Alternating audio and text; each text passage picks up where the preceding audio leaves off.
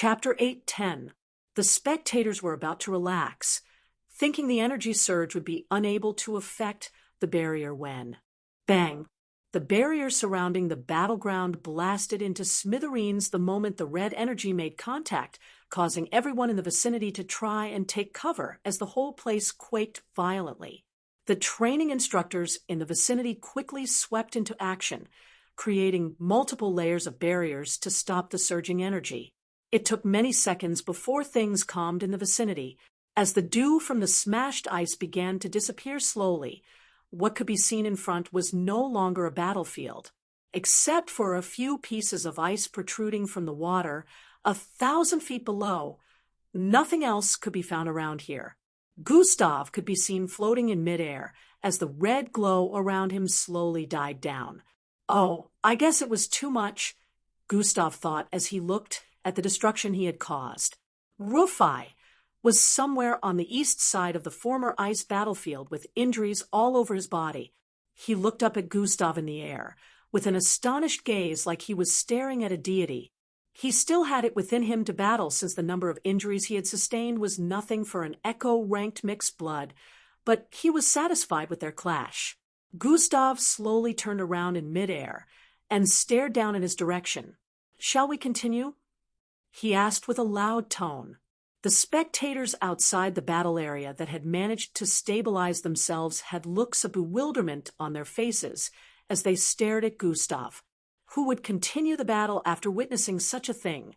Even we who were far away feel traumatized by the power displayed. I wonder how the poor guy feels. Most of them had thoughts similar to this in their minds as they heard Gustav's words. They felt the final year cadet might be brave enough to keep fighting since he didn't seem that injured. But from what Gustav had displayed, since the start of the battle, it was obvious that Gustav had the upper hand. "I forfeit," Rufai said with a smile, while giving Gustav a thumbs up. "It was nice having this duel with you," he added. "Likewise," Gustav responded as his body began to descend. "At the very least, I was able to see the extent of my abilities to a certain level." Gustav had been reluctant to try out some of these moves against regular mixed-bloods since he was troubled he might kill someone by mistake. Gustav landed a few feet outside the icy battlefield area, which was no longer a place for dueling in the meantime till they repaired the damage. He had made use of hover, which had increased to a level where he was capable of floating in midair for up to 30 seconds. This practically gave him flight ability for half a minute. "Man, you were damn awesome," he voiced out while slapping Gustav across the shoulders repeatedly. "Already Echo rank?" Eldris asked. It's been like a month now," Gustav nodded as he recalled. The reason he achieved the second step so fast was that he made use of the rewards he received from completing the Jabal mission. "Wow, we have a lot of catching up to do," Eldris voiced out with a look of excitement. Both EB and Eldris had already achieved the Falcon rank some time back, but they hadn't expected that Gustav would have moved to a whole rank higher already. Their improvement speed was monstrous to others, but Gustav's speed was monstrous to them, which had them wondering how others saw his speed. "You better show us a trick or two, he voiced out as he wrapped his arm around Gustav's shoulder and began pulling him away from the scene with Eldris. "Gustav, I knew you were going to win," someone suddenly shouted out from behind, causing EB and Eldris to turn around. Bam! A figure jumped on Gustav's back, causing his eyes to drop. "This troublesome girl again," Gustav said internally. EE and Eldris moved to the side and scrutinized this dark-skinned, beautiful girl with intrigued expressions. Gustav tried to shake her off, but she kept holding on to his head as she wrapped her legs around his belly region. "Are you another Angie contender?" EE voiced out, causing Eldris to slap him at the back of his head. EE showed a look of injustice, like he was just saying his mind, and there was nothing wrong. "Oh, are these your friends you told me about?" Ada voiced out as she jumped off Gustav's back. "Nice to meet you. I'm Ada, a final-year cadet," she said while introducing herself. "A final-year cadet? Gustav, you've gone that far?" "HNM, you're dead for sure when Angie returns," he voiced out while shaking his head in pity. "What are you talking about?" Gustav's eyes dropped even more as he voiced out. Ha ha ha ha, I like this one, Ada voiced out after hearing E.E. speak. Eldris introduced himself as well, and the group of four began to head out of the vicinity while chatting with one another. In a far corner of the spectators' area, two familiar figures stared in Gustav's direction with troubled looks. He's quite powerful, one of them voiced out. Yes, I wasn't expecting this as well, but we cannot back down, the other one responded. Who said anything about backing down? Rufai is a fool for letting him have the win, the first one voiced out again before leaving the scene with his partner. The spectators dispersed, and the entire camp was given something to talk about again. It instantly spread across the camp of how Gustav had managed to defeat a final-year cadet in the top 200 rankings. With this, it was now assured that Gustav was truly comparable and stronger than a lot of final-year cadets. Gustav's spar with Ada hadn't been public, so they had no idea how much he had been trashing a final-year cadet earlier on. Chapter 8:11. Gustav's spar with Ada hadn't been public, so they had no idea how much he had been trashing a final-year cadet earlier on. While Gustav and the others were heading back to their residence, Endrik suddenly came out of nowhere, appearing in front of Gustav. Gustav, we need to talk, he stated with a serious look. E.E. and Eldris were surprised to see Endrik looking quite assertive compared to earlier. Ada had a confounded look on her face as she stared at Endrik, who had just popped out of nowhere. Why do both of them have facial similarities? She wondered as she noticed the resemblance between Gustav and Endrik. Talk about what? Gustav asked. Can we discuss in private? It's important, Endrik voiced out again. One of Gustav's eyebrows was raised as he stared at Endrik with a suspicious gaze. He wondered what Endrik would want to talk about, that both of them would have to be alone before he could speak. About what? Gustav asked again, seemingly uninterested in giving Endrik a chance without him at least revealing something. I can't say anything about it here. Could you please just come with me? Endrik asked politely. E.E. and Eldris stared at Gustav from the side, wondering how he would respond. They actually wanted him to give Endrik a chance, but they knew it wasn't their place to say anything about this, so they just kept quiet. All right, now or later? Gustav asked. Now, if that's okay with you. The matter is of great importance, so I don't want to delay, Endrik voiced out. Just as Gustav was about to give his answer, a notification popped up in his line of sight. Emergency quest. Keep distance from Endrik. Huh? Gustav couldn't hide his look of confusion as he spotted this emergency quest.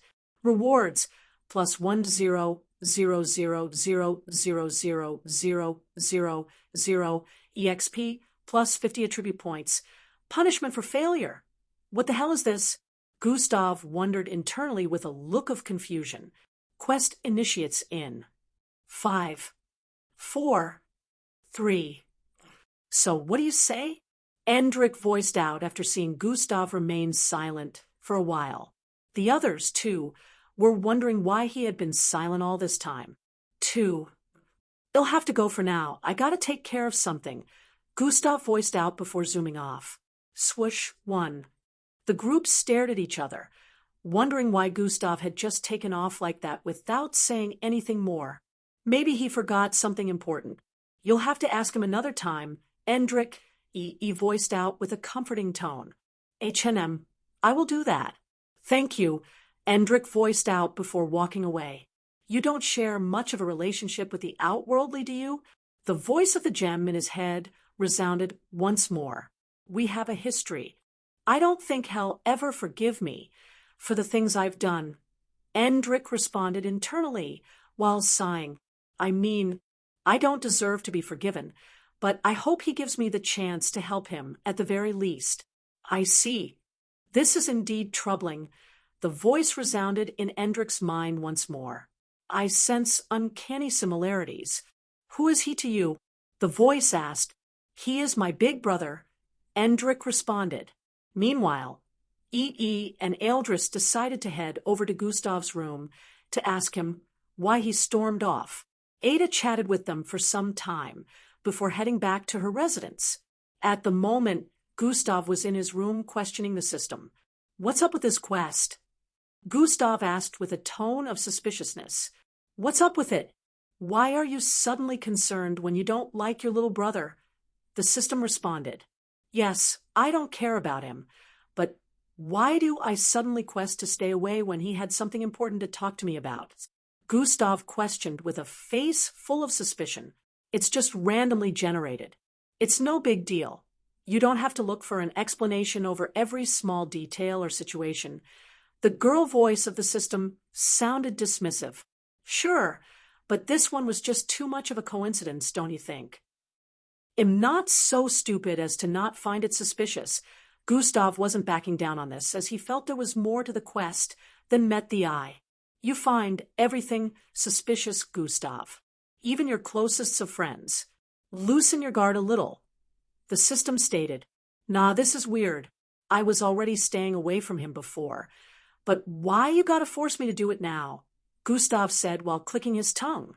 "You're overthinking this. I don't know what the punishments for failure are, but I don't care. I will be failing this mission," Gustav voiced out as he stood to his feet. "I'm going to hear what Endrik has to say," he said while moving towards the door. At this same moment, knocks were heard on the door. Gustav didn't have to open it before he knew who was at his door, or rather who were. He moved to open it, and Edie, as well as Eldris, walked in. "Yo, Gustav, why did you storm off like that?" He voiced out the moment he sat on the sofa.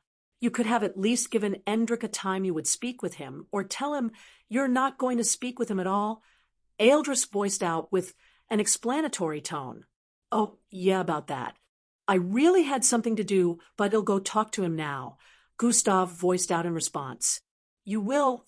Both Eldris and Ebe questioned at the same time with surprising tones. "Yeah," Gustav replied affirmatively. They had thought Gustav really didn't want to speak with Endrik, which was the reason for his sudden departure. "I'll go look for him now," Gustav said while heading towards the door. And Eldris both stood up, ready to leave as well, when Gustav paused before he arrived at the door. "Don't do it," the system voiced out in his head. "I will. I don't care about the consequences. I need to understand what's going on," Gustav replied with a strong tone internally. Chapter 8:12. Just as he wanted to take a step forward again, the system spoke. "Okay, I'll tell you why the quest was issued." The system finally caved in. Gustav finally paused all initial thoughts of leaving and stood in place before responding, "I'm listening. I issued that quest because I sensed a strange and mystical presence from Endrik," the system revealed. "I have never sensed such a presence before. It gives off a complex aura and hard-to-read energy. It also was definitely absent the last time you saw Endrik before leaving camp almost a year back," the system added. "What? You're sensing a strange presence from him, and you didn't even think to let me know?" Gustav said with a tone of disappointment internally. "I wanted to scan and properly investigate this presence before saying anything," the system answered. "And you have to do that while I'm staying away from him?" Gustav asked. "I feel it's safer for you to stay away, as we don't know what he's up to this time." The system responded. "It's impossible for him to harm me. It's better to even be in closer proximity, so inspection can be done better," Gustav stated internally. "Have you forgotten what happened with Vera? Do you wish for something similar to happen again?" The system said with a reminiscing tone. Vera had managed to input her parasitic strains in Gustav without his knowledge, and he would have turned into a puppet had the system not figured it out way later. Or Vera didn't confess and freed him herself. The system was trying to tell Gustav that what if something similar to that happened again? "That's why I need you to stay away till I can figure out what exactly is going on," the system added. "I ask again, can you scan and investigate Endrik from anywhere within camp?" Gustav asked. "Yes, you don't need to be in close proximity with him." The system responded. "Still, I doubt he can do anything to me if I don't make contact with him." Gustav still had a dubious look on his face as he responded. "Just stay away for now. When I figure something out, I'll let you in on it," the system stated once more. Gustav finally decided to give in even though he still felt suspicious, like the system was hiding something from him.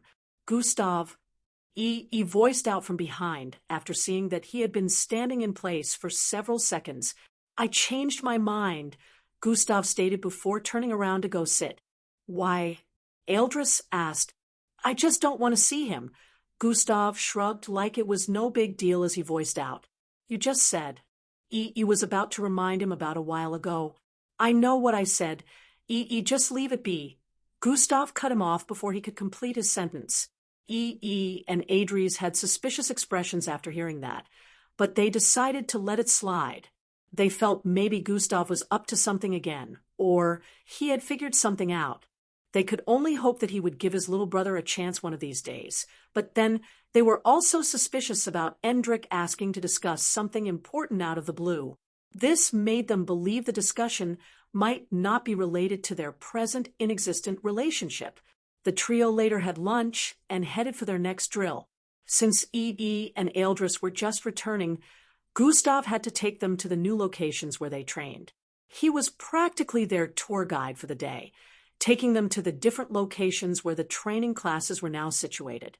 Just like that, a few more days went by, and all through this time, Gustav had been avoiding Endrik just as the system said he should. It wasn't stated how long this quest was going to be, but Gustav was hoping it wouldn't take too long, since he was interested in hearing what Endrik had to say. He also didn't like getting kept in the dark about something that had caught his interest, but for now, he decided to leave it up to the system, even though he was still feeling suspicious. During this time, Alevra, Falco, Ria, and Timi had returned to camp. Their return, as well, had caused waves of rumors to be spread across camp, as cadets made different kinds of speculations that they had probably received accolades and would spend lesser time in camp. It was no secret at this time that Gustav was already a full-fledged officer, even though he was still in training. Some even knew that Gustav had been promoted in rank several times. Gustav was even promoted in rank twice after the Burning Sands City ordeal, so he was currently nearing the rank of even the instructors in camp and was currently above some of the normal MBO guards here. Everyone felt something similar might have happened with the others as well. Alevra's return especially caused waves across camp, as everyone figured out that she was at the peak of Falcon rank already.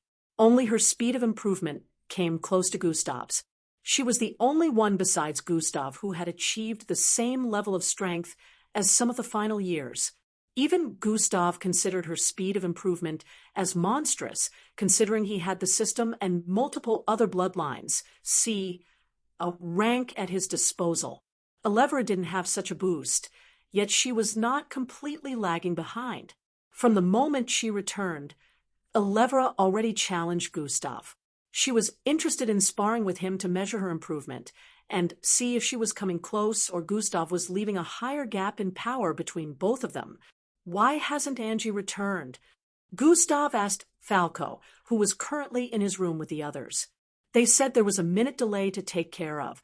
Don't worry, give it 1 or 2 days, they'll arrive soon, Falco assured. Gustav voiced out while raising one eyebrow. She's returning together with Matilda, Vera, and Glade, Falco revealed. Oh, I see, Gustav responded with a nod. Chapter 8:13. Why is Glade still a part of our circle?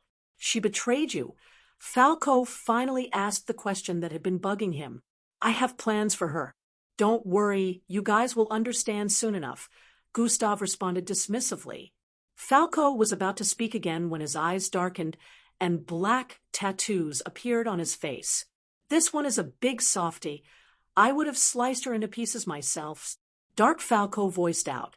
That's why you lost against me in the past, even though I was weakened. You're all bronze and no brains, Gustav responded with a snicker. I demand a rematch. Dark Falco voiced out with a tone of anguish.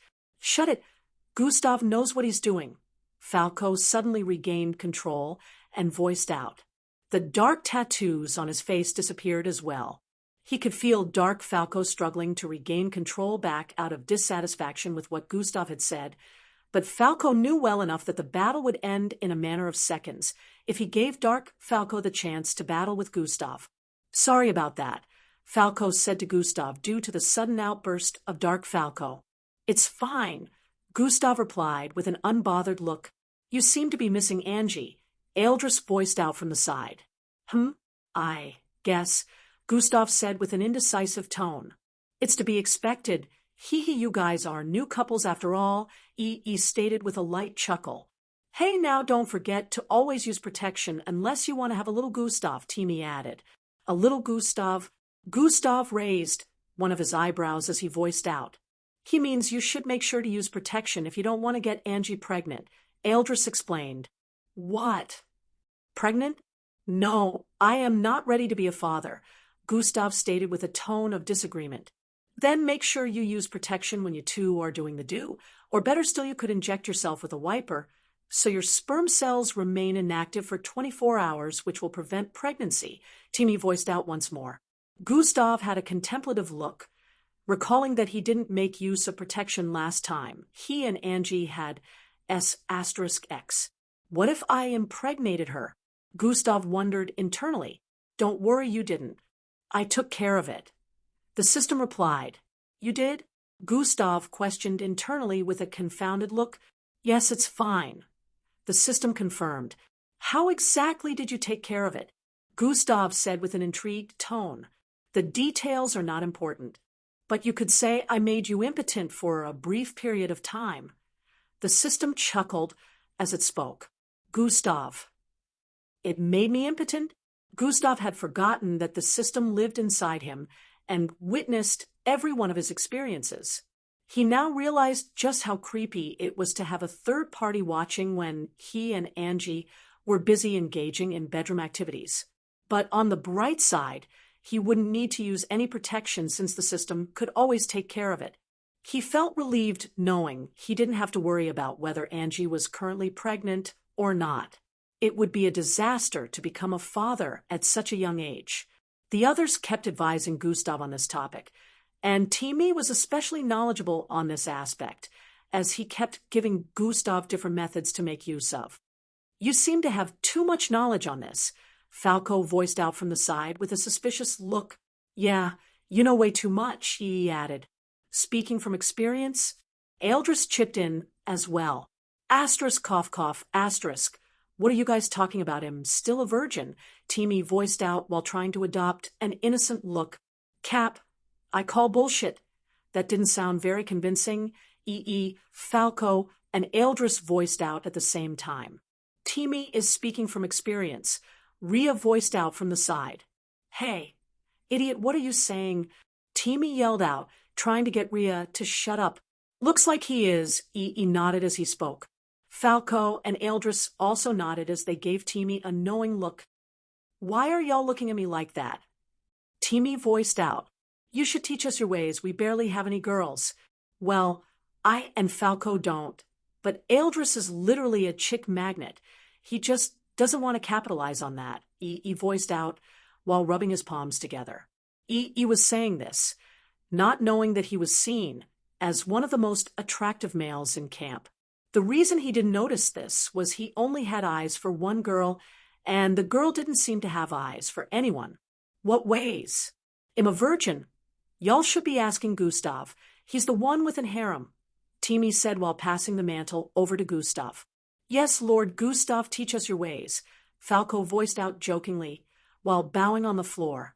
He held on to Timmy, while Falco held on to Gustav, asking them to give tips. You guys. Later during the night, everyone was headed back to their rooms. Oh, before I forget, Gustav, you're having another duel in the next few days, right? Falco asked. Yeah, and another one just 2 days after this upcoming one, Gustav answered. Falco, Rhea, and Timmy had missed the first battle Gustav heard, and they had heard cadets speaking about it all across camp. From the way it was being spoken about, they were sure they had missed an interesting scene. They didn't want to miss the next one, since everyone in their circle was looking up to Gustav as their leader. They always wanted to know just how far he had gone, and use him as a beacon of motivation to train better and push themselves to grow even stronger, faster. After all was said and done, everyone headed to their rooms. The special training starts tomorrow, Gustav recalled as he sat on his bed. He decided to spend the entire night channeling his bloodline. Chapter 8:14. The next day arrived, and Gustav didn't join the others in the morning routine. He headed towards the training location within the MBO camp called Isher Mountains. After a few minutes of racing across campgrounds, Gustav arrived at a desolate mountain area. These mountain regions were quite different from normal mountain regions. It was thousands of feet high up and surrounded by a body of water. Not only was the mountain region moving, but occasional weather occurrences would also trouble the area. Getting to this location was cumbersome for normal cadets, so it was a test for Gustav to get here without any assistance. To their surprise, it didn't even take him minutes to arrive here. The mountainous area covered a radius of more than 400,000 feet. It was practically like an island, but then it extended high up into the clouds, so scaling it was an issue for most. The mountainous area and solid part from top to bottom was a shade of black. Although it was a little dark up since it was very high in the clouds, this wasn't the reason for its blackness. This mountainous area was just different from the usual mountains, and it was obvious that this was also man-made. Gustav had run across the body of water surrounding the massive mountainous area. Then he sped up from the bottom to the top, managing to avoid all the complex weather situations trying to hinder him from rising. The moment he arrived on the western side of the area, he met one of the instructors. "Instructor Cora," Gustav voiced out as he saw the bulky instructor with brown braids up ahead. This was the same instructor who taught Angie how to properly make use of her speed and deal with the highest forms of damage. "Follow me," he said to Gustav and turned around. Gustav walked with him. They passed through the middle of several mountains that were side by side and tried to avoid areas where lightning would occasionally come crashing down. In some areas, heavy tornadoes with lightning swimming in between could be seen, and some areas just had intense wind. The Isher Mountains were so large that they even had a small stream located in the southern part. No vegetative area could be seen, but some places had grasses growing out, and even large mountains had some form of caves. Gustav and Instructor Cora arrived somewhere at the epicenter of this massive training area. 4 other training officers could be seen standing in place, waiting for their arrival. Officer Mag, the instructor in charge of damage control, the main instructor in charge of mech usage, and lastly, the instructor in charge of technological weapons usage. It would seem these 5 were going to be in charge of this special training for Gustav. Before anything, your first task is to run around Isher Mountains 7 times, not missing any region, Officer Mag voiced out upon arrival. THSSHHH, the instructor in charge of damage control, who had a bare head and human figure, Officer Cole, stabbed a rod into the ground, which had some readings on them. "This will calculate your speed, and let us know each time you complete a lap," Officer Cole voiced out. "Time limit?" Gustav asked. "There is no time limit, just move at your highest speed," he said. "My highest speed," Gustav voiced out while holding his jaw. "Yes, we need to calculate your current speed with the difficulties of having to scale through some areas," he added. Gustav was reluctant to use his full speed in any situation because he didn't want people to know how fast he really was. Besides, making use of his fastest speed would be when he took the ultimate combination form, because then he'd be able to fly. "Oh, wait, you can fly, right?" Officer Mag asked while recalling Gustav's most recent battle. No one knew Gustav had any flight-related ability before this until after the destruction of the whole battle area, where he was seen floating in midair. "Not really. My flight ability is limited, so I'd rather run," Gustav answered rather truthfully. Although he knew the whole task would end very quickly if he was to make use of the ultimate combination and fly now. Considering combination was now way stronger than before, and he had more energy points to spare now, Gustav decided he would just combine dash and sprint instead. "Are you ready?" Officer Mag asked. "HNM," Gustav responded with a nod. Combination has been activated. Sprint plus dash. He could feel his body getting extremely light as he activated this. Go. The moment Officer Mag gave the go-ahead, Gustav charged forward with immense speed. Fwoom, a white streak cut through the air as he disappeared into the distance in an instant. Fwoosh, the officers covered their eyes as dust and wind were stirred across the place due to the immense speed. A reading appeared on the pole displaying Gustav's current speed as he ran across the Isher Mountains. He moving at a speed 1,000 times faster than sound, Officer Cole voiced out with a surprised look. The other officers, too, were awe-stricken, considering this was a speed that even some kilo-ranked mixed bloods were unable to currently attain. Before they had even recovered from their astonished state, Gustav had managed to complete a lap in a matter of a few seconds.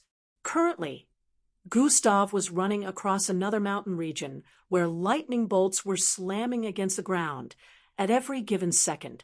Gustav, already knowing the pattern after running past here, just once managed to evade the lightning bolts despite not being as fast. Boom, boom, boom.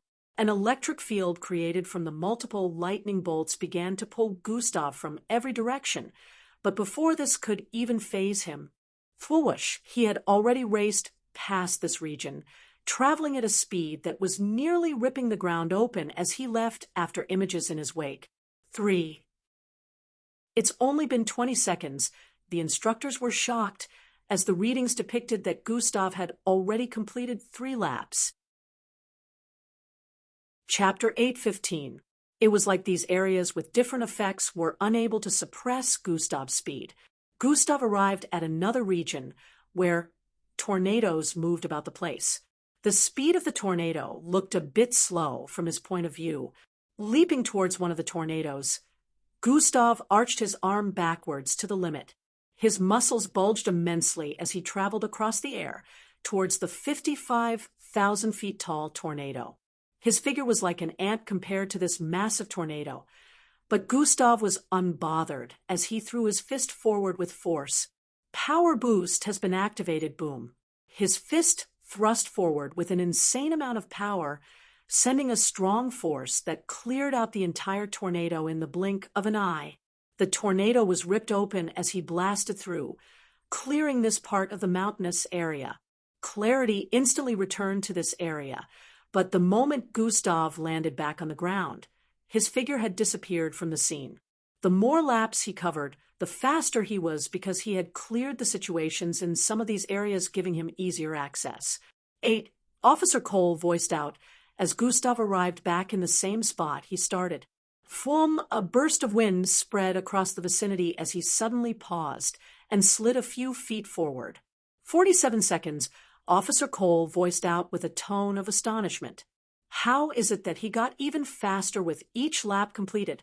The instructors seemed to have noticed this too. Officer Mag, who had her sense spread across the entire Isher Mountains, could sense that some areas had fewer irregularities than before, which had her wondering how Gustav was able to clear some of them. Good, this is your current data. At the end of this training session, you will retake this test, and you must beat this score, Officer Mag stated. Gustav now understood what this was about. Unfortunately, they didn't know that he could beat this score right now if he wanted to, but Gustav decided that since this was how he started it, this was how he was going to end it. Right. Noted, Gustav answered. Officer Mag made it known that there would be other tests besides this for today to access different stats about him, and he would have to beat all these stats at the end of the training. The special training would run till he had his next mission, which would be by the end of this new month. They stated that this place was more strong enough to handle Gustav going all out without getting destroyed. The last battle Gustav engaged in had been taken into account since it was known that if he decided to unleash some types of abilities, it would take a toll on the surroundings. The Isher Mountains would be able to handle the damage from his abilities. In a flash, a few more days went by, and Gustav had spent this time in isolated training with the 5 instructors. They would capitalize on the usage of his strength and how he could compress the way he unleashed abilities, sometimes to suit certain situations. Officer Mag was mostly in charge of that aspect. The weapons training inspector focused on teaching Gustav how to use a technological weapon to the best of its capacity. Gustav showed him the Jiko Hakai katana he owned, and the instructor taught him a trick to wielding it at high input without having to suffer a severe backlash from it. Of course, this had to cost Gustav an arm several times, but his healing factor kicked in, and he would regain his entire arm in a matter of minutes. He would only have to use recovery medicines if he wanted to recover in a few seconds. The training officer that dealt with mech taught Gustav how to channel his bloodline energy in the smallest quantity and use it as fuel to power a mech without running out of power fast. Instructor Cora focused on teaching Gustav combat tricks he had picked up over the years. Gustav was amongst the best in combat training originally, so he didn't have to stress in teaching Gustav what he knew. He also realized that there was nothing much to teach Gustav, considering he already knew a whole lot, courtesy of Miss Amy. The special training did not hinder Gustav from having free time, but his free time was a little more limited than before. Through this, he was mostly able to avoid Endrik. However, Endrik seemed to have noticed Gustav was avoiding him.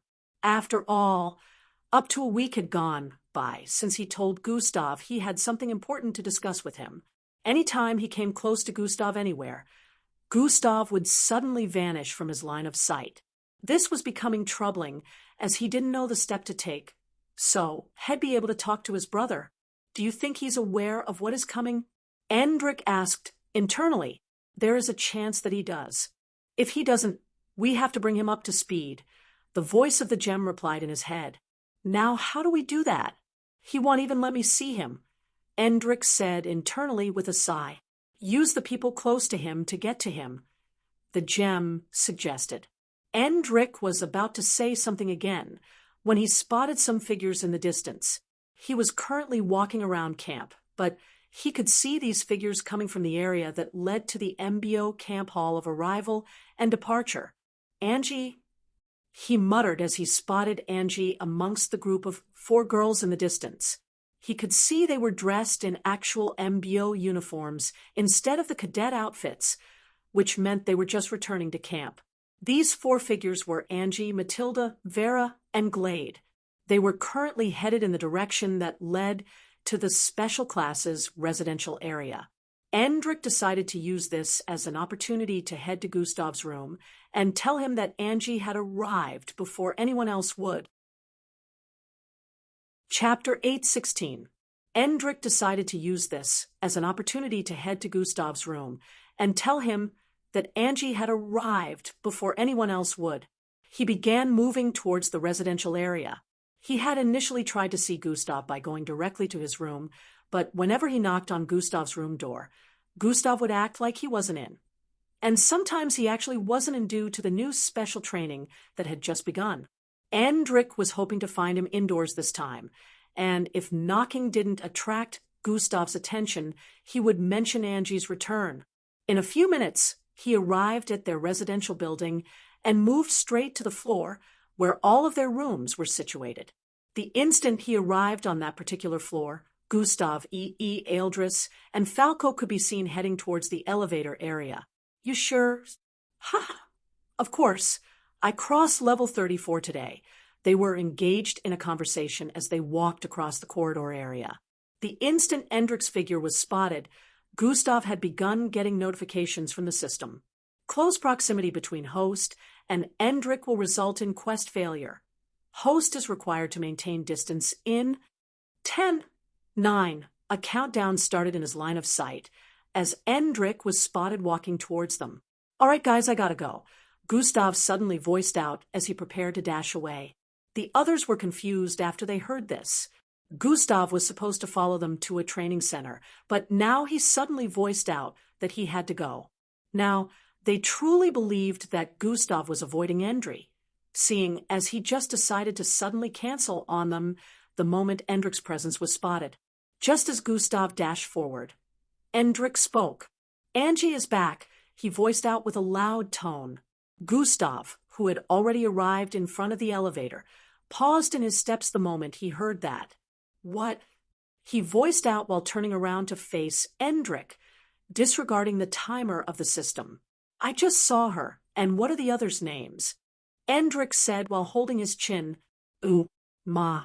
Matilda, Vera, and Glade. He added, where? Gustav asked. Hey, Gustav, you have to get away from him now, or you'll fail the quest. The system voiced out in his head, but Gustav ignored it. 3, 2, follow me, I'll show you, Endrick said while turning around. At this point, Gustav remembered the countdown and at the last second zoomed towards the railing area of the corridor before jumping off. Thumb. 1. His body traveled across midair, crossing over 1,000 feet in nearly an instant. At this point, the timer stopped since he had given Endrick a lot of distance. Everyone stood in place with confounded looks on their faces, wondering why Gustav just did that. They had thought he would at least follow Endrick to find out where Angie was. Females could not go into males' residences without permits, so it made sense that Angie wouldn't be able to come here unless she saw one of them, which might not be till the next day, since it was currently late in the evening. It didn't make sense that Gustav would not follow Endrick to look for her unless he didn't want to see her till the next day. They began walking towards Endrick to ask him to take them to where he had spotted Angie, but Endrick suddenly leaped across the air while pushing his palms forward. He began flying in the direction Gustav headed in. After landing several thousand feet away, Gustav saw that the quest was still on and frowned his face in inconvenience. This isn't. Just as he was about to say something, a figure could be seen traveling in midair in his direction. I know you're avoiding me, big brother. At least listen to what I have to say, Endrick voiced out with a loud tone as he flew across the air with speed towards Gustav's position. Swoosh, seeing the timer began again. Gustav sped forward with speed, giving Endrick a lot of gaps. Endrick, seeing as Gustav wouldn't give him a chance, decided to start a pursuit.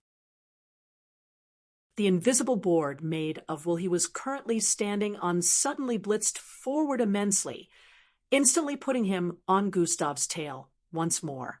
Gustav was surprised as he saw Endrick catching up to him and flying across the air like a phantom. Sprint has been activated. Gustav suddenly increased in speed as he charged through one of the forest areas in the MBO camp, causing winds to spread across the vicinity from his figure. Dust and leaves were blown across the place as the trees in the area bent backward from the heavy wind caused by Gustav's figure. Even with this, Endrick was also moving across the air at a fast speed. From above the forest area, he watched the trail of afterimages Gustav left in his path, which was slowly giving him a wider gap than before. Endrick squinted his eyes and blinked. His figure suddenly disappeared and reappeared several hundred feet ahead of his initial position in midair. He blinked 2 more times, and the same action repeated itself, bringing him closer to Gustav, even though Gustav's speed had increased by a whole lot. Gustav was once again astonished as he felt Endrick's figure closing upon him from midair. He was unable to believe that Endrick could catch up to him while he was moving at such a speed. "Gustav, please, it's important. Let's just talk for a few minutes," Endrick yelled out again, while he gave chase from above. "I do not wish to speak to you," Gustav answered and quickened his speed once more. Running across a waterfall area, he leaped across the descending waterfall. Endrick didn't have to go through the trouble, since he was currently flying. He just followed Gustav through from above. Gustav had kept a safe distance between himself and Endrick at the moment, so the countdown had stopped once more. "Are you going to keep following me?" Gustav's voice echoed across the vicinity as he voiced out. Chapter 8:17. I only ask for 5 minutes of your time.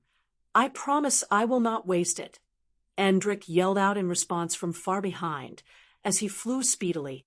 He didn't blink at the moment, since it cost a lot of energy, but he was hoping Gustav would listen to him now. "No, stop pursuing," Gustav yelled out. "I can't do that. This is a matter of grave importance," and before he could finish his sentence, Gustav made use of combination. Sprint plus dash, His speed suddenly increased multiple times as he blasted forward across a mountain region with immense speed. The rest of Endrick's words got lost in the wind, since Gustav had left a great deal of distance between them to the point where, even from Endrick's current height in the sky, Gustav had almost completely disappeared from sight in an instant. I apologize in advance for this, brother.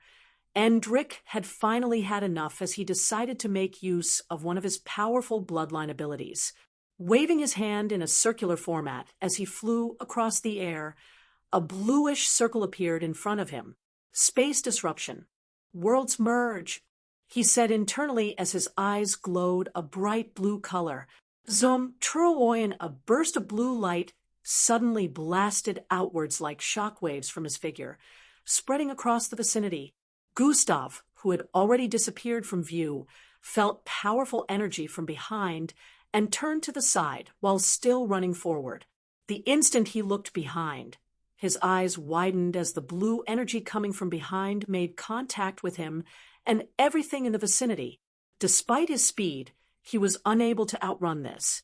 Before Gustav knew what was happening, he found himself in an unknown space.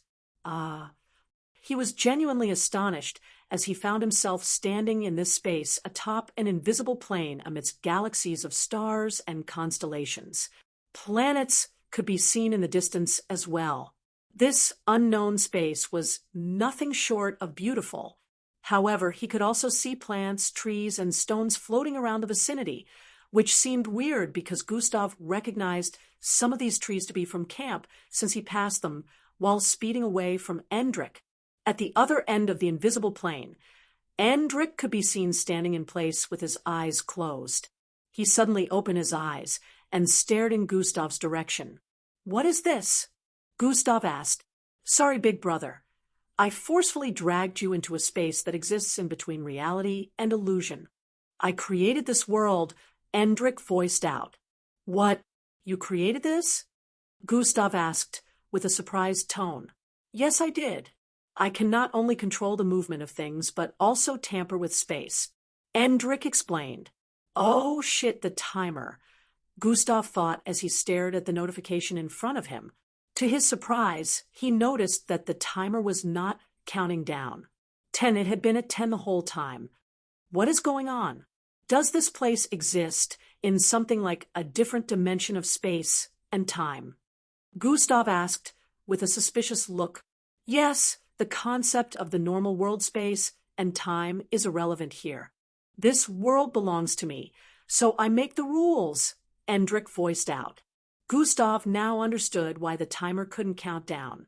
So he couldn't even fail the quest even though he was in close proximity with Endrick right now. He was astonished that Endrick could use such an ability and he could drag anyone or anything he wanted into this place. It was way too powerful for someone who was only Falcon-ranked mixed blood. "Get away from here, now Gustav, break out of his little world," the system voiced in his head. It would seem that even though time was irrelevant, the system still worked perfectly. "How do you expect me to get out of here? I mean, I could if I tried hard enough, but I don't want to," Gustav responded. What do you mean by you don't want to?" Gustav ignored the system and stared at Endrick. "What do you want?" Gustav asked. "I just need to tell you about something important," Endrick responded. "I can't explain in details here because I can't keep this world in transition with the real world for long, but this concerns the fate of the Earth as well as the universe itself, and you're right in the middle of it," Endrick stated. "The fate of the world," Gustav voiced out with a tone of disbelief. "Yes, the fate of the world," Endrick responded. "There are many powerful people that can prevent anything bad from happening. I'm sure it doesn't have to be me," Gustav responded. "The existence of everything is at stake in the future because something is coming, and you're at the epicenter of it all," Endrick voiced out once more. "Something that puts all of existence at stake is coming." Gustav was about to argue more on this when he recalled a past conversation. "Besides, if you cannot complete these quests, you have no hope of taking on what is to come, which will eventually lead to death. So failure leads to death either way. Is it related to what the system has been preparing me for? Gustav wondered internally. He recalled the system statement when the 5-year quests were revealed. I will tell you more in detail in the real world. I can't keep this up any longer, Endrik voiced out before waving his hand in a circular motion. Through a burst of blue light flashed across the place, and Gustav found himself back in camp in the next instant. Hey, system, what aren't you telling me? Gustav asked internally. There was no response from the system. If this is related to what you've been preparing me for, why did you make me stay away from Endrik? Gustav asked once more. It is not time for you to know the full details yet. The system responded. So it is related, and you decided to trick me so I wouldn't get any information. Gustav was finally coming to this realization. Stay away from Endrik, the system demanded. Nah, since you won't say anything, you'll find out everything I need to know from Endrik, Gustav voiced out as he began to walk towards Endrik, who was approaching him from up ahead. Chapter 8:18. Nah, since you won't say anything, you'll find out everything I need to know from Endrik, Gustav voiced out as he began to walk towards Endrik, who was approaching him from up ahead. The timer began to count again, but Gustav ignored it this time. Now that he had found out that the system was purposely keeping information from him and using this quest to keep him from finding out certain truths, Gustav didn't care about the consequences anymore. He had decided he was going to listen.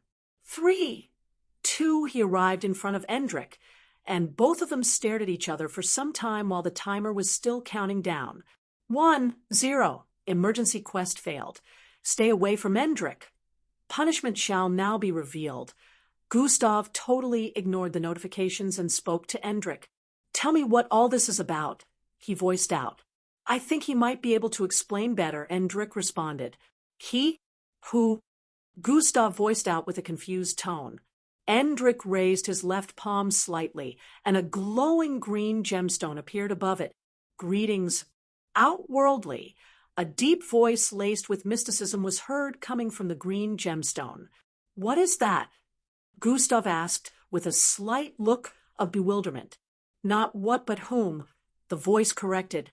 You can call me Husarius. I am a collective knowledge and power of the people of the forgotten city of Abedum.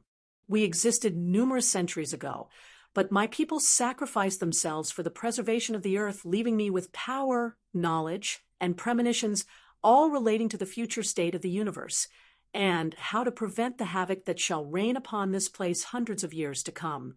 This knowledge also included the one who will be at the epicenter of it all, the Outworldly, a being whose origin is not of the earth, neither is it of any other planet in the universe, a being destined to either enforce the what is to come, resulting in either paramount destruction of all or prevention of the world's destruction.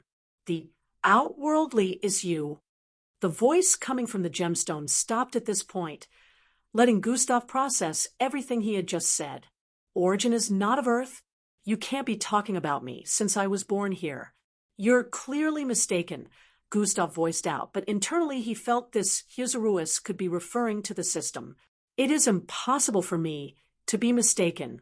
I have seen it, and I can sense the energy of the Outworldly within you. While you may have been born here, it doesn't mean your origin is of Earth. The cosmos works in ways that no one understands, Husarius stated. What exactly is this thing that you're talking about that is coming? Gustav was more interested in this. That is, just as Husarius was about to speak, Gustav's eyes glowed red immensely. Truruan, rays of light burst forth from his eyes. Quiet old man. A girly voice was heard as the rays of light shooting out of Gustav's eyes transformed into the figure of a beautiful young girl. It was a petite, 12-year-old looking girl with an extremely cute face and big bangs on her head.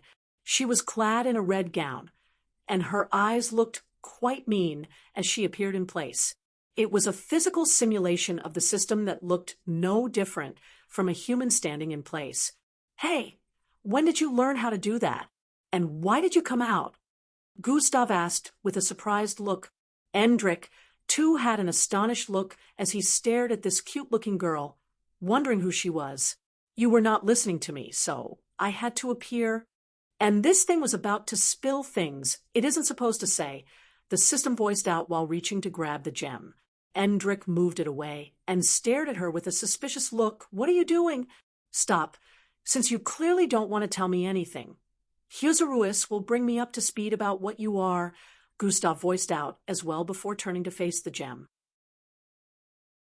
Well, as you can see, I'm not the outworldly. You were probably talking about her because she is not from Earth, and she has been traveling for over 500 years across space before getting here. Gustav finally decided to reveal this to clear things up, as he already felt the Husaruis was referring to the system. No, Husaruis voiced out. No, Gustav said with a confused tone. This creature here is a helper. It will assist you in protecting the universe in the future, but it has its own goals as well.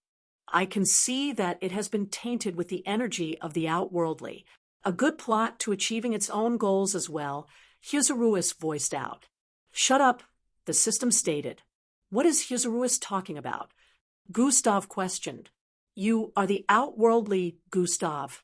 This being is not, but it is helpful to a certain extent, while also being a leech. Your brother has told me tales of your past, which frankly is something I cannot understand, as you should have been immensely powerful from birth, being the outworldly. A strange force that I currently cannot comprehend has tampered with your existence, leading to you living half of your life pathetic and weak. Husaruis voiced out. What do you mean? Gustav was finding it hard to believe everything he was hearing right now. Ooh, the boon, the force of the cosmos within you was tampered with, and even right now it doesn't seem to have restored itself, but I can sense from the energy you give off it will be restored soon enough. The only problem is it has to be restored before the impending doom arrives, or the odds of coming out victorious would be greatly reduced, Husaruis explained. So you're saying, I was supposed to be powerful from the very beginning, but someone or something tampered with that, which made me need the system. Gustav voiced out with a look of disbelief. Yes, you are the outworldly. You may not believe in fate, but you are indeed a fated one. Husaruis added. Chapter 819. Hey, old man, you've said enough, the system voiced out as it finally spread out a wave of energy it had been accumulating this whole time. The red waves that spread about the place covered up the gem, preventing it from giving off light. Stop it, Gustav voiced out. It is not time for you to learn of everything yet. This thing will ruin everything, the system stated. Unfortunately, I cannot trust you anymore. You seem to already know of all these, but you kept it from me. Stop what you're doing right now, Gustav voiced out with a commanding tone. I am not here to harm you, Gustav. If I wanted to do that, I already would. I live inside you, remember? Besides, if I harm you, it'll also harm myself, so think, why would I want to do that? The system said with a logical tone. Then tell me your goals, Gustav demanded. I can't reveal them yet, the system responded. Not because I don't want to, but because of programming protocols installed into my core, the system added before Gustav could misunderstand. A lot of things that I have kept hidden, protocols are keeping me from revealing unless you complete some tasks first or grow to a particular level, the system explained even more. All right, since you can't do the revelation, then let Husaruis do it. He's not bound by any protocol. Set him free, Gustav stated. Just as the system was about to respond to that, a bright light burst forth from the gemstone. Triuin, it pushed back the red energy that had surrounded everywhere. I am the combination of hundreds of thousands of souls sacrificed for the greater good of the universe. Your power may be great, but sealing me is impossible. Husaruis voiced out the moment it freed itself from the system's hold. The system looked annoyed as it noticed it couldn't seal Husaruis anymore. Gustav deserves to know and understand what he is up against. So let me take the role of revealing the rest to him, since you are not allowed to do so, Husaruis voiced out. But let me clear something up. Gustav, there is no reason to mistrust this being. It truly doesn't harbor any negative plans against you, but I believe choosing to withhold information might affect the odds, so I have chosen to impart you with knowledge on what is coming, Huzuru stated. You have revealed enough. Any more will have cause and effect. It is not really a sensible choice, the system said to Huzuru. He needs to be capable before the time arrives, and this will help, Huzuru voiced out. I am already putting him on that path, and he will be capable enough when the time comes if he follows my plans, the system stated. How will that even happen if he is not well equipped with information right now? Huzuru kept disagreeing with the system's method of doing things. You claim to have a plethora of knowledge, and yet you can't see that this is the better choice. I know who you are now. Consult the fates and see what I'm talking about. You will ruin things if everything gets revealed to him right now. There is just too much at stake, the system voiced out. You know about the fates? Very well. I shall consult them once more. Huzuru voiced out before he stopped talking. You two seem to have forgotten that I'm right here. Who gave you two the right to make decisions for me? Gustav voiced out while furrowing his eyebrows. I want to know everything. He voiced out. Not yet, Gustav. It will tamper with what is to come, the system voiced out. Huzuru revealed a lot to me. I don't think letting Gustav know is a bad idea, especially when he's the outworldly. Endrick finally chipped in after staying quiet all this time. It is precisely because he is the outworldly that he needs to know less for now. You are not directly involved, so it's fine if you do, the system responded to Endrick. How does that even make any sense? Gustav voiced out with a look of annoyance. I am a time candidate. I am directly involved too, Endrick stated. What is that? Gustav was looking even more confused the more this situation lingered on. I know what you are, Endrick. You're just a helper like me. You're still not directly involved. The system replied. Just as Gustav wanted to speak again, the green gem glowed in a rhythmic manner like a beating heart. I will have to agree with this being. The wheels of fate will be affected if everything was to be revealed to the outworldly right now. How did I miss this? Huzuru spoke with a worried tone. Why exactly does information from me need to be kept from me? Gustav asked with an irritated tone. 2 reasons. 1, you're connected to it. The more you know, the faster it brings about what is coming. 2, the strange force that tampered with your existence will show up the moment you find out about it. You're not powerful enough to fight it off as you are now, so you will get devoured, which would spell the end of everything, Huzuru explained. Right now, some information has to be delayed till you reach certain levels of strength. Huzuru added, if you already know about these 2 reasons, why didn't you just tell me this before? Gustav asked the system. I couldn't. The protocols keep me from revealing even those, the system responded. But not to worry, Gustav. Some parts can still be revealed without causing any of these problems, Huzuru voiced out as it began floating towards Gustav's head. You deserve to know at least this much, the instant it finished this sentence. Thrira, it flew into Gustav's forehead, phasing right through. Endrick and the system watched as Gustav entered into a trance-like state while his eyes also glowed green light. A moment after this happened, a loud voice was heard from behind. Gustav. It was a familiar feminine voice. Chapter 8:20. A moment after this happened, a loud voice was heard from behind. Gustav. It was a familiar feminine voice. Endrick's eyes widened slightly as he turned around, while the human-looking simulation of the system disappeared back into Gustav. It's Angie, he said internally the moment he spotted the feminine figure coming from up ahead. Angie wasn't the only one approaching. Matilda, Vera, Eldris, and practically the whole gang were headed in this direction. Angie looked excited as she moved forward. On her beautiful face, A newfound maturity that was initially absent months before leaving camp could be seen.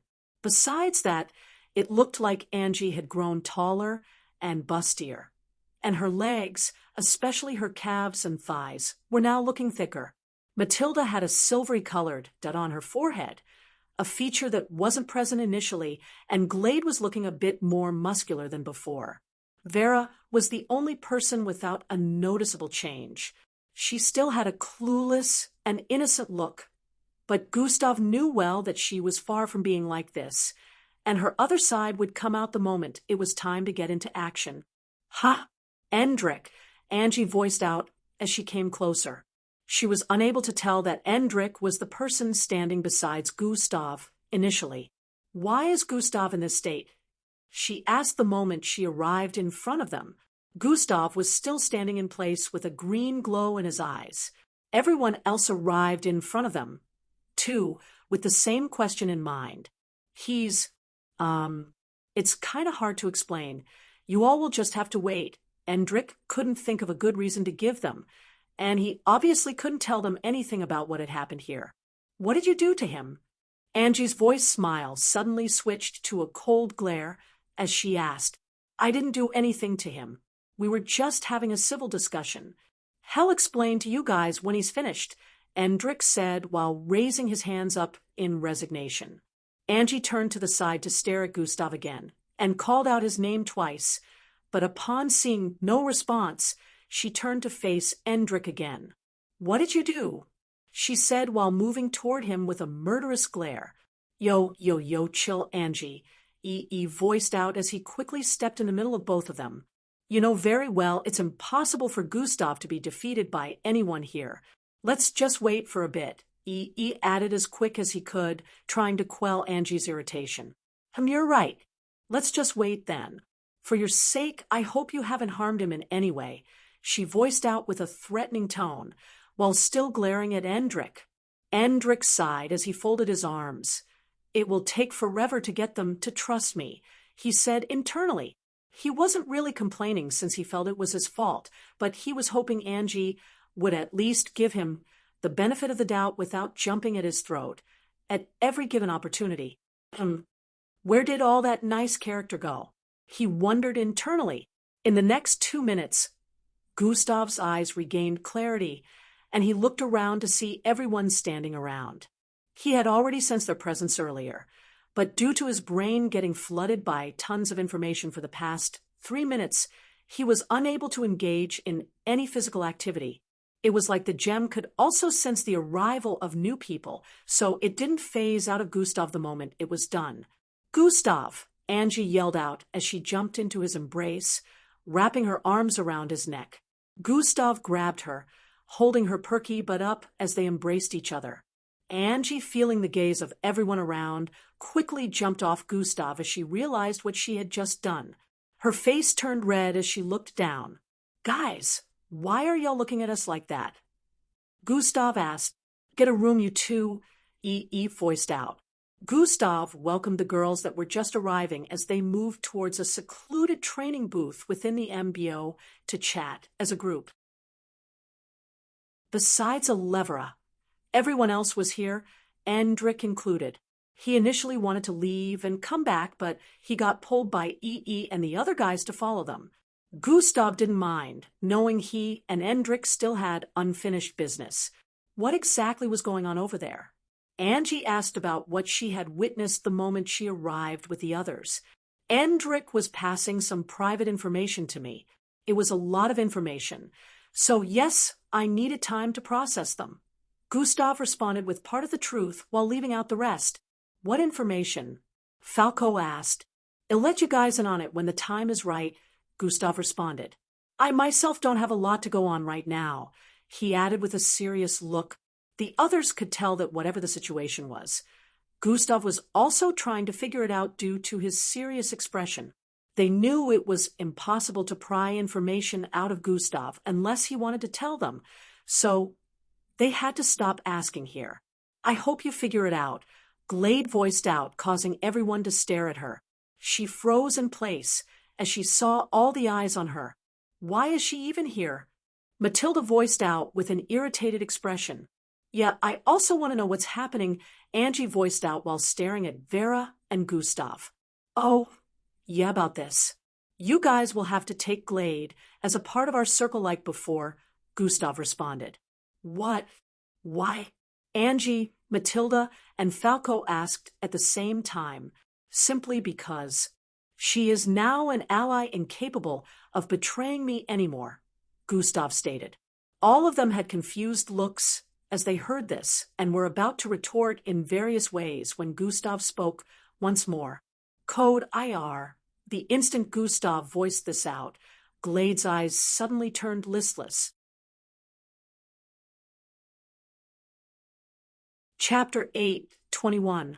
Her head hung low for a few seconds before she raised it again with a poker-faced expression. She stood to her feet and walked toward Gustav before kneeling in front of him. What are your orders, master? Glade questioned with a loyal expression. Everyone's eyes widened as they witnessed this. What is she doing? Angie voiced out loud. In response to that, Gustav replied Glade. Punch yourself hard in the face till your eye socket is on the verge of popping out. He voiced out, causing all their eyes to widen again. As you wish, Glade responded and proceeded to start punching herself in the face. Bang, bang, bang, bang. Blood oozed down her nose, and in no time, her entire face was smeared in blood, but she kept punching like she was immune to the pain. Gustav, how is this happening? Eldris asked with a shocked look. The details are not important, he said while turning to the side to smile at Vera. Vera's face turned a shade of red as she noticed Gustav's stare. Even though it was just meant to be like a compliment for her doing a good job, all you guys need to know is she is now incapable of betrayal, Gustav voiced out once more. Meanwhile, Glade was still hitting herself in the face with a look of determination. Some of them gulped down saliva as they thought. If Gustav can turn her into this, doesn't that mean he can turn anyone into this? They had no idea that Vera was responsible for this since Gustav didn't reveal it, but they felt this would most likely happen to anyone who messes up in the future. I think you should release her now. This is becoming too much. Falco was the first to chicken out upon seeing this. He voiced out his thought, which was an absolute contrast to his alter ego. Yeah, just cool it, Gus. This is already enough. He seemed to share in the sentimentality. Nah, Gustav responded. I'm already being merciful enough by deciding not to kill her off. The price she has to pay for living is forever being under my control and endless commands of self-torture, Gustav responded with a merciless tone while staring at Glade, who was still kneeling in front of him. Bang, bang, bang, bang. Her fist was bloodied, and her face was already disfigured at this time. But there was no single shred of remorse on Gustav's face as he watched her continue to brutally torture herself. Hours later, Gustav was back in his room as it was already late at night. He and Angie had shared some alone time in his room some minutes earlier and engaged in some passionate kissing session. They almost ripped each other's clothes off here, but cadets were not allowed to have S*X while in camp. They would be figured out if they went beyond the point of kissing. The entire night had been spent talking about everyone's experiences during their time outside the camp. Everyone had interesting experiences, and some of them had even witnessed death close up, especially Angie, who was practically sent to a battlefield for her second mission. Gustav could see the innocence she used to have on her face was slowly starting to fade away. It was unknown if she had killed yet, but Gustav could tell that she definitely would not be as indecisive as she used to be when faced with a precarious situation involving death. Gustav was glad that everyone was back now, but he would be leaving in around 3 weeks' time, so he had limited time to spend with them. The issue of Glade had been handled just as he wanted it to be. Close to 6 months ago, he had made Vera input her parasitic strain within Glade. When Glade recovered from Angie's beatdown, she was still herself, but she was devastated by the situation that had occurred with everyone figuring out that she had betrayed Gustav. Glade was reluctant to resume and get a new mission, but at the same time, she was on tenterhooks whether or not to reveal that she had been compromised to the person in the shadows. After thinking about the pros and cons for over a week, she decided to reveal that she had been compromised, but just then, the parasitic strain Vera inputted in her kicked in. Her consciousness was eaten up and replaced by the new parasites, which mimicked her character and retained her memories with one difference. She became Vera's puppet, so Vera could now control her actions and perceive her thoughts. Vera, of course, stopped her from revealing that she had been compromised and decided to do what Gustav instructed her to. Placing a set of codes within her consciousness would trigger her to respond to Gustav's voice and completely obey his every command the moment he mentioned those codes. Gustav was back in camp when all this was happening, so today was the first time he was testing it out, but it worked perfectly. Now his plan was to make use of Glade to uncover who this mystery person was and feed them with wrong information about himself. Glade was going to become his tool, and he made a decision to deal with whoever was behind the scenes. Now that everyone had gone back to their rooms, and Gustav was all alone again, it was now time to ponder on everything that had happened today, and reflect on all the information that Hysarus had passed to him. I am the outworldly. This doesn't make any sense. Gustav mumbled with a contemplative gaze. He recalled how his life had gone from the start before the system came along. He was the definition of weak and pathetic in every aspect, mental state included.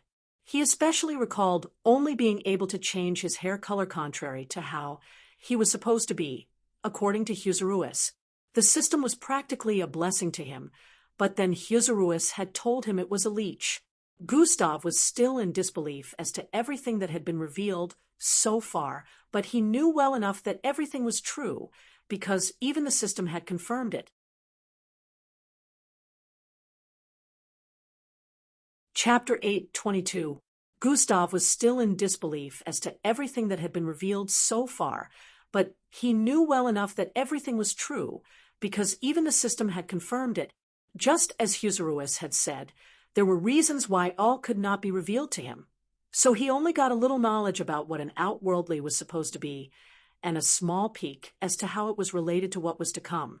So far, he knew some unknown calamity had been predestined to bring chaos and destruction all across the universe. He was in the epicenter of it all because he was supposed to be equipped with the strength to stop it, or better still, whether or not he had the strength to, without his input, it could spell the end of everything. Endrick happened to have been chosen as a time candidate who is going to retrieve 4 items scattered all across different galaxies, which will provide assistance to Gustav. Apparently, his friends were also included, as it was also revealed that everyone close to Gustav would have to join him in the final days of the happenings.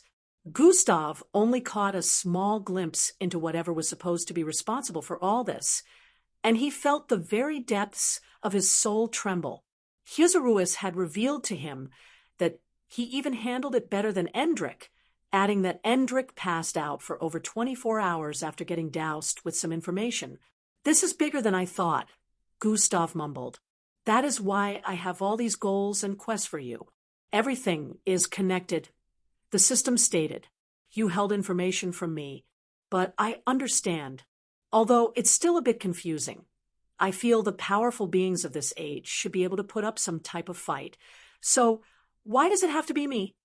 Gustav voiced out, "It's just how it has to be, Gustav. You clearly do not believe in fate, but just because you don't believe in something doesn't make it inexistent.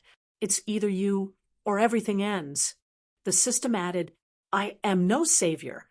Gustav voiced out, but then he recalled all of his friends. One by one, images of their faces began to appear in his mind, and then came Angie's, and then Miss Amy. These were people he didn't want gone. Lastly, Gustav pictured Boss Danzo's face, and how he'd have said something along the lines of, "I'm not asking you to be a hero. You die a quick death if you decided to try and carry all of the world's problems on your back, but if you have the power to prevent pain and suffering, don't hold back your hand, because if you do, you're no different from the scums of the earth. Help according to your capacity, but don't turn a blind If you know you can prevent bad things from occurring, he could really hear Boss Danzo's voice clearly in his head, like he was still alive and sitting right next to him. Ooh, am willing to give this a try, Gustav said with a newfound zeal. The system had already given a hint in the past about this, so it wasn't all new to him, but he never expected the situation's intensity to be on this scale. According to Huseruis, there's still around 4 to 5 years left before anything happens, but if I uncover more about what is to come, the duration will be shortened, and I might not get the chance to reach full potential before then. Does this mean I have to proceed in darkness for now, not having any information about the enemy? Gustav voiced out in a worried tone. Gustav considered knowledge to be power. He felt most of his wins came from the simple fact that he was knowledgeable enough, which gave him the opportunity to come up with the best solutions to certain situations. Not knowing what he needed to know about this felt extremely disadvantageous. After all, a person with all the intelligence in the world will not be able to apply such intelligence when there is lack of knowledge. Your brother Endrik knows more about it. He will have your back, the system stated. Even with all this, I still can't bring myself to fully trust him. Whether or not he has changed, I will still keep an eye out for him, Gustav voiced out. You have no choice but to trust him here. I and Huseruis linked conscious for a few, and I came to understand what a time candidate is. He is incapable of betraying you, so there's nothing to worry about. The system assured Gustav once more. It'll focus on finishing the 5-year quests you issued first. You both have made it clear that I have better chances when I become the most powerful mixed blood on Earth. I have 3 more years to complete that, Gustav said while holding onto his jaw area. Ooh, and Planet Humbad must have some kind of connection with this since I have to find it. Gustav just knew that things would be revealed step by step, and he had to complete these 5-year quests first, which were in accordance with what is to come. What worried him the most at the moment was that the closer he got to uncovering all this, the closer the approach of the predestined date of doom. In a flash, the night went by, and Gustav was having his second challenge battle with one of the final years today. 2 days after, he would be having the third, and the fourth came a week after that. The two who had set the battle dates to be just 2 days away from each other were also the two who had approached Gustav's room over a week prior. Gustav felt they were close friends and could tell this was planned to humiliate him. It would seem the third match was planned just 2 days after, so the humiliation from the second match would not have died down before the next loss arrived.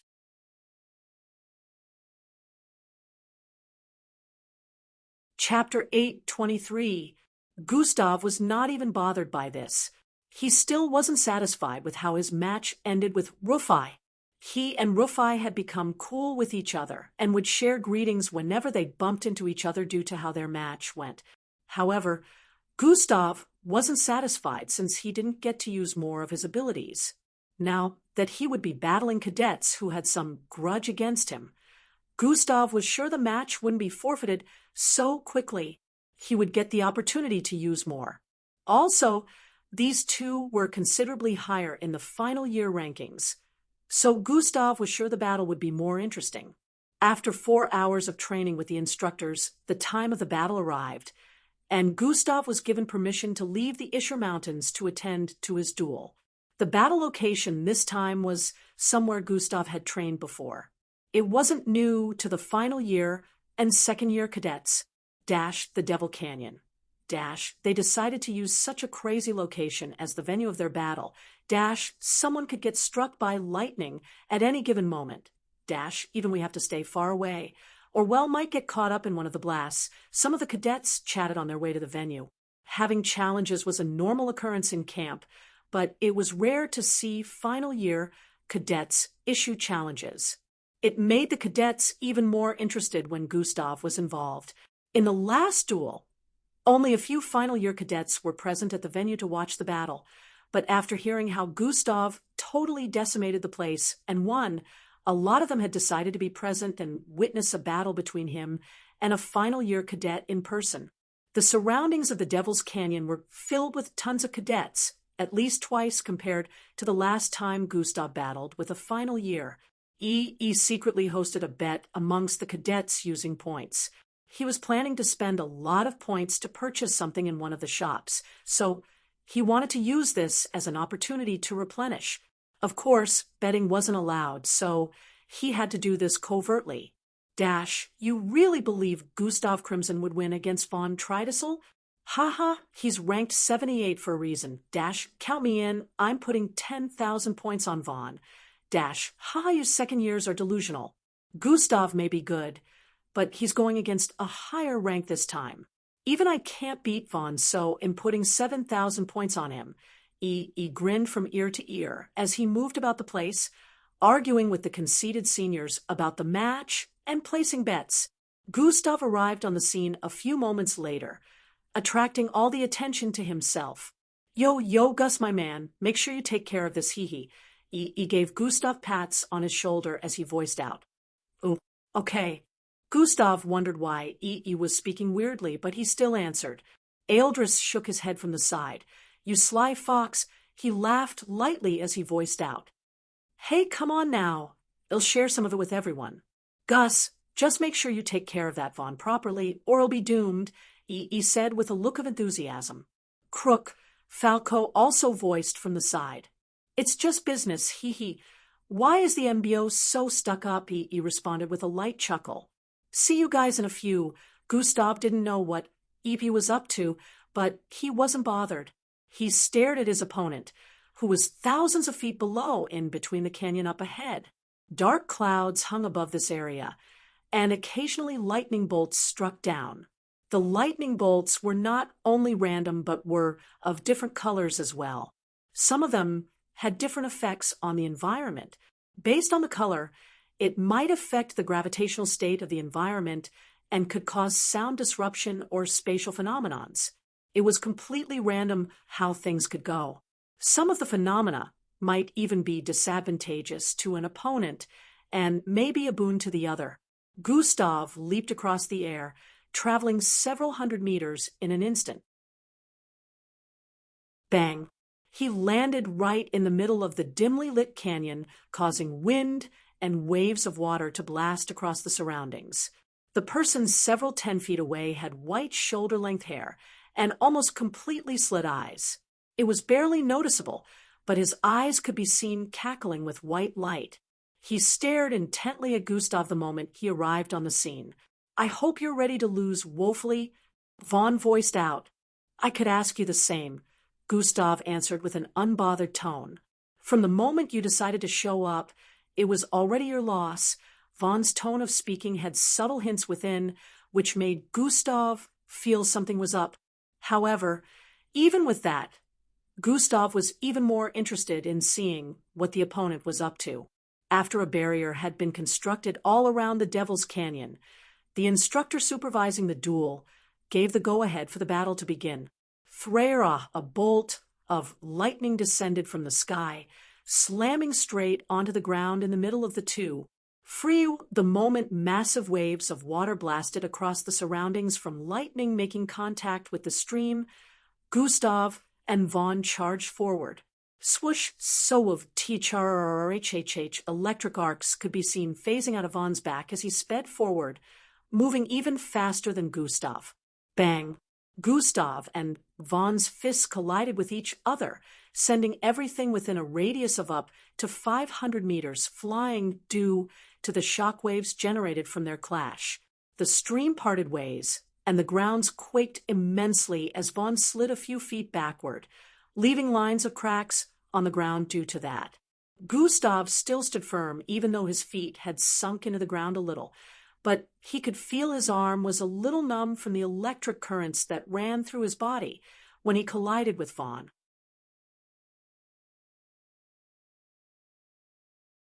Chapter 8:24.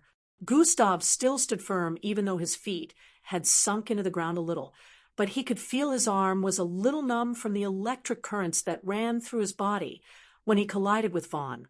How did it not have any effect on him? That would have paralyzed a level 30 mixed breed for at least a few seconds.